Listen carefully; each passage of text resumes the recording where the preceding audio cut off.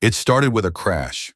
Not the kind you walk away from with just a scratch, but the kind that shatters everything you thought you knew. Ethan Sullivan, billionaire CEO, never believed in fate. He believed in control in numbers, in silence. But one rainy night on a Chicago highway, a split-second accident sent his car spinning and his life spiraling in a direction he never saw coming.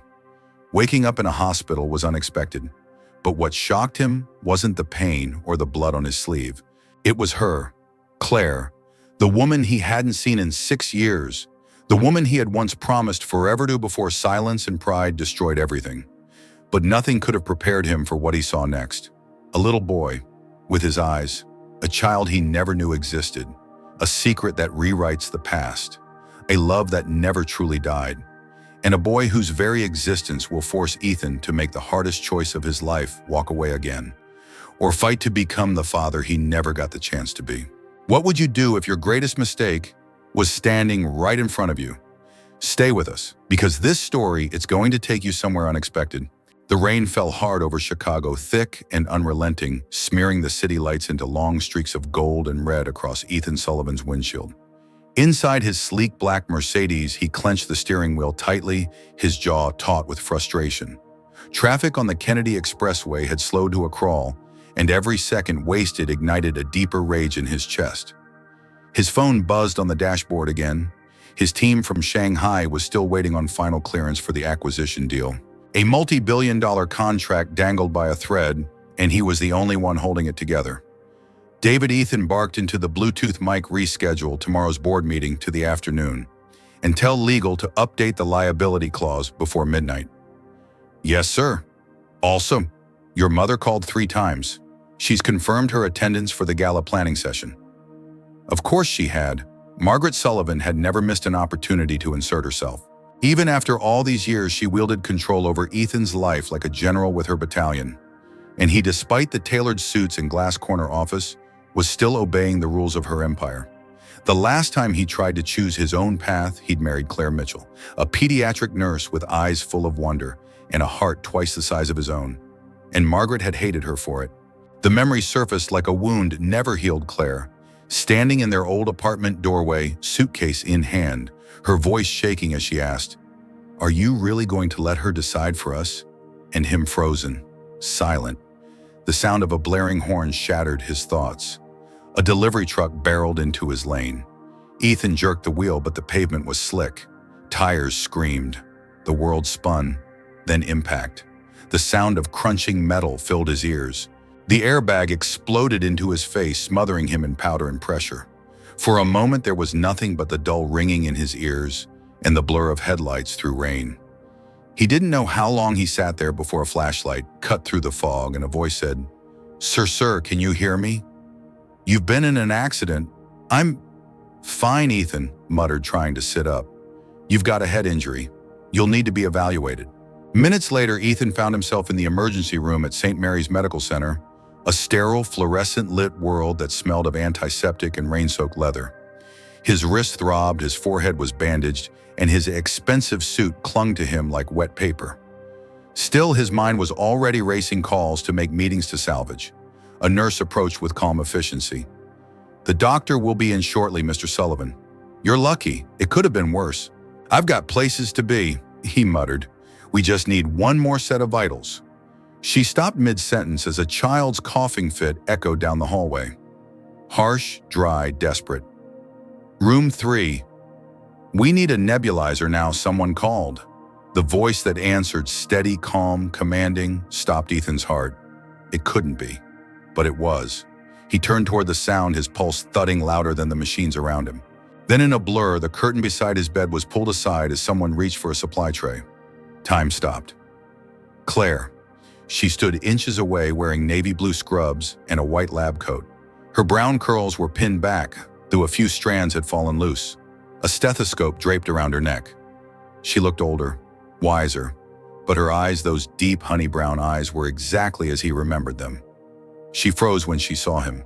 He whispered almost involuntarily, "Claire?" Her jaw tightened.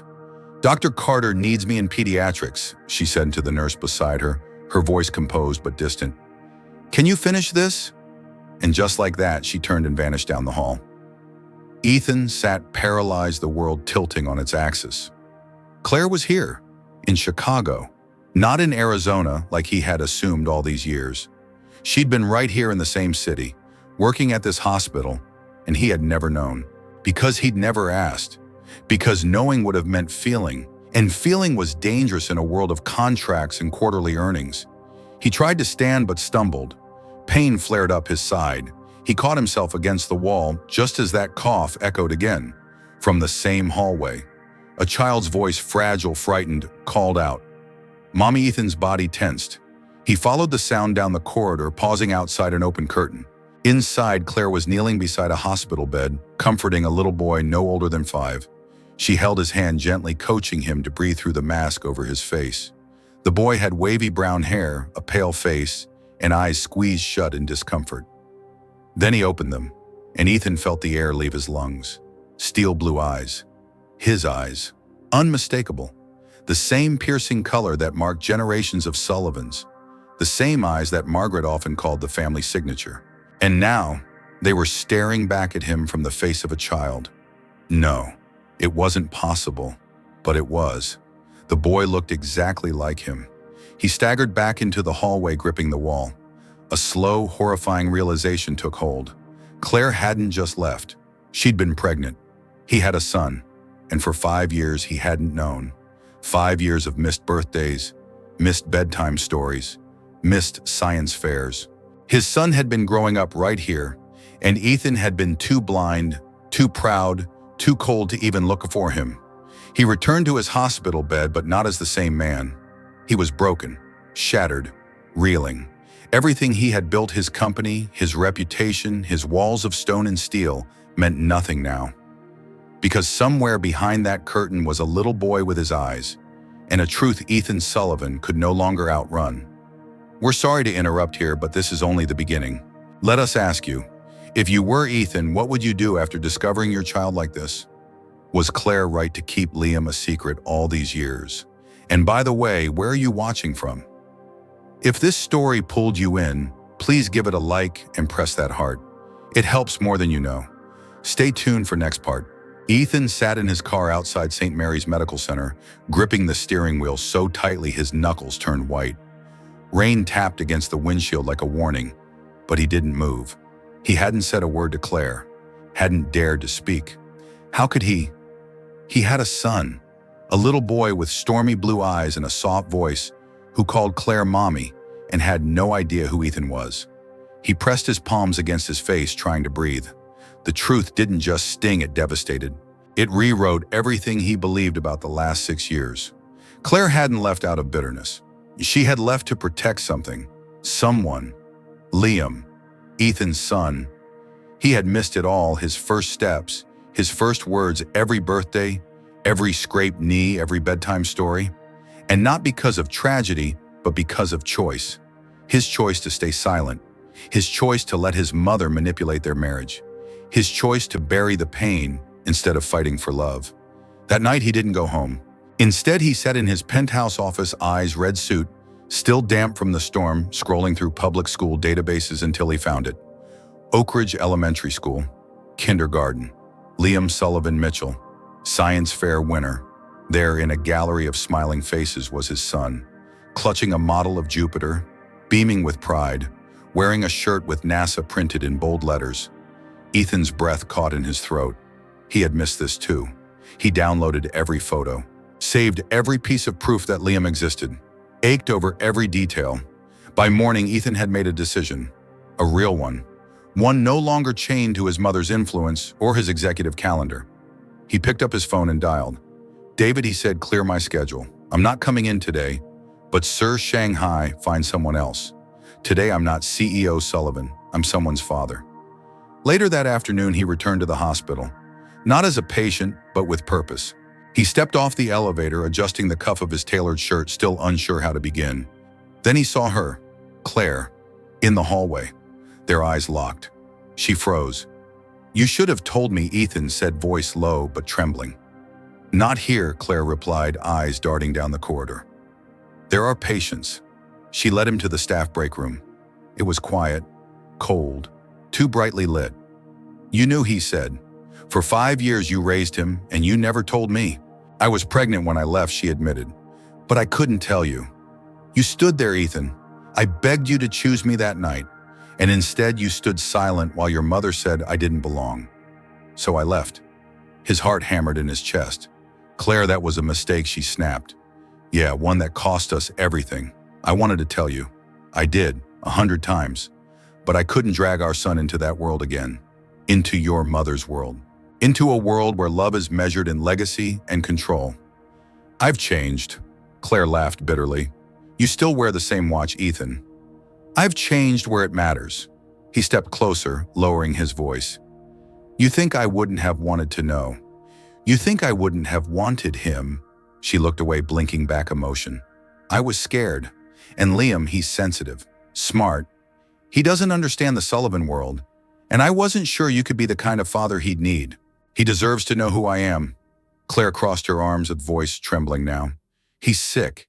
He has asthma. He's been in and out of hospitals his whole life, and I've been the one holding him through every attack. Every time I thought I might lose him. Do you even know what that's like? Ethan's voice broke. No, I don't. But I want to. Silence. Only the soft hum of the vending machine filled the space between them. He's mine too, Ethan added, and I want to make it right. Claire looked up, and for the first time her anger gave way to pain. You can't just show up and fix this in a day. I don't want to fix it in a day. I want to earn it for as long as it takes. A knock interrupted them. A nurse peeked in. Claire, Liam's awake. He's asking for you. Claire nodded, then turned to Ethan. Come with me. He should know your name. In the pediatric room, Liam sat upright in bed, hugging a plush dinosaur. When he saw Claire, his whole face lit up. Mommy, but when he saw Ethan behind her, his eyes narrowed. Curious. You're the man from the hallway, he said, studying Ethan like a puzzle. Yes, Ethan replied softly. I'm Ethan. Why were you looking at me so weird? Claire kneeled beside the bed. Because, honey, Ethan is someone I used to know, a long time ago. Liam turned to Ethan. Do you know about space? Ethan smiled. A little, but I hear you're the expert. Liam nodded proudly. Jupiter has 79 moons. I read that, Ethan said. Do you have a favorite one, Europa? Liam said. It might have water under the ice? Ethan's heart ached. So much he had missed. Would it be okay, Ethan asked gently, if I learned more about Jupiter from you? Liam studied him, then looked at Claire. She gave a small, encouraging nod. Okay, Liam said, but only if you know about Mars too. I'll do my homework, Ethan promised, and for the first time his son smiled at him. Back in the hallway, Ethan turned to Claire. He called me Ethan, not Dad. Claire's eyes were soft. That takes time. I'll wait, he said. She hesitated. There's a science exhibit this Saturday. He's been asking to go. You could come with us, as a friend. Ethan didn't hesitate. Tell me the time. I'll be there. She looked surprised, maybe even hopeful. Then she whispered, he loves Jupiter, but he has no idea his father is the storm that never gave up. And with that, she walked away, leaving Ethan standing in the hallway of the hospital, his world slowly beginning to rearrange itself around a boy with steel blue eyes, a passion for planets, and a heart big enough to forgive. We're so sorry to pause here, but the story is far from over. Let us ask you, do you think Claire should give Ethan a second chance for Liam's sake? If you were in Ethan's shoes, how would you begin building trust with your child? Tell us where you're watching from, we'd love to know. And if this chapter moved you, please like the video and tap that heart. Your support helps us bring more stories like this to life. Part 3 is coming next. Saturday arrived wrapped in early autumn sun and golden leaves, the kind of day that seemed like it had been custom-built for new beginnings. Ethan Sullivan stood outside the Lakeview Science Center, pacing with nervous energy. In his hand, he held a ticket he didn't need. Claire had already bought his, and in his heart, he carried a hope he wasn't ready to name. Then he saw them. Claire in jeans and a soft gray sweater, her curls loose around her shoulders, holding Liam's hand. The boy bounced with excitement, a notebook peeking from his backpack, stars printed on his sneakers. When Liam spotted Ethan, he grinned and ran up to him without hesitation. Hey, Ethan, did you read about Europa, like I told you I did? Ethan smiled, kneeling to his son's level. I learned it might have more water than Earth. Liam's eyes lit up. Told you, space is awesome. Claire approached slowly. He's been talking about today all week, she said quietly. So have I, Ethan replied, meeting her gaze.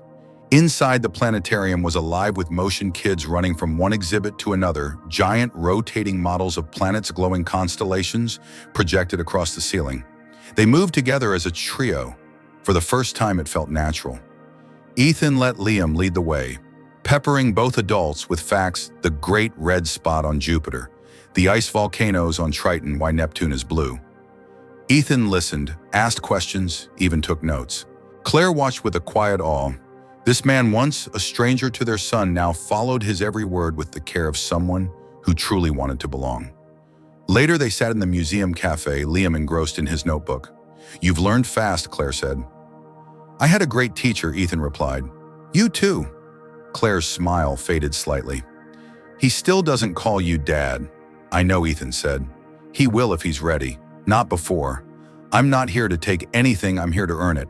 Claire studied him. You've changed, because of him, because of you.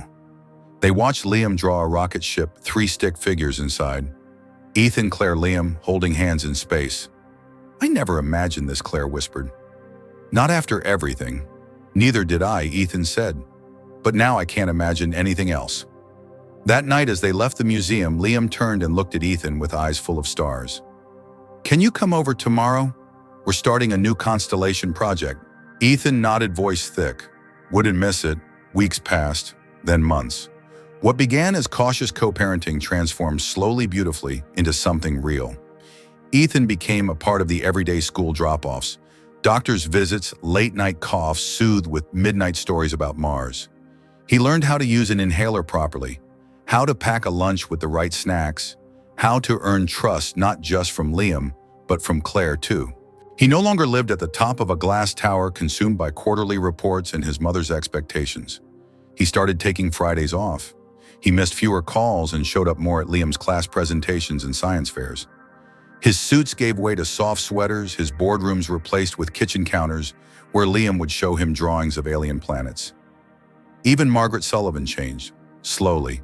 At first, she had resisted calling Claire that nurse and trying to offer Liam legacy private school placements. But one Sunday morning, she showed up to brunch with a solar system jigsaw puzzle.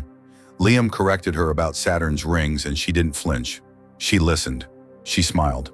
It was a start. One cold evening, Ethan found Claire in her kitchen, stirring soup, while Liam napped in the next room. I've been thinking, he said, voice quiet, about all we've built. Claire didn't look up. It's been incredible. Then let me ask you something bold. Finally, she turned. He held her gaze. Not for the past, not to fix what we lost, but for everything we've become now. He reached into his coat pocket, a small velvet box. Her eyes widened. I'm not asking you to go back to what we were, Ethan whispered. I'm asking if we can move forward together, as a family, as partners, as two people who never stop loving each other. Claire's hands trembled. And Liam, he already gave me his answer, Ethan said. He calls me Dad now. Tears filled her eyes. She didn't speak. She just stepped forward and placed her hand over his heart.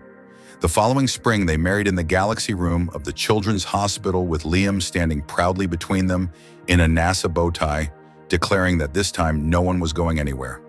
They moved in together a week later, not into Ethan's old penthouse, but into a small home just outside the city, where Liam had a telescope by his window and a backyard full of stars. And one night, as they sat on a blanket under the sky, Liam pointed up. I made up a constellation, he said. See those 3 stars? That's us. I call it Forever Family. Claire leaned into Ethan's side, his arm wrapped tightly around them both. And just like that, Ethan Sullivan, former corporate titan, reluctant son, and man who once believed love was a weakness, realized he had finally found the one thing bigger than Jupiter, louder than power, and stronger than pride. He had found home.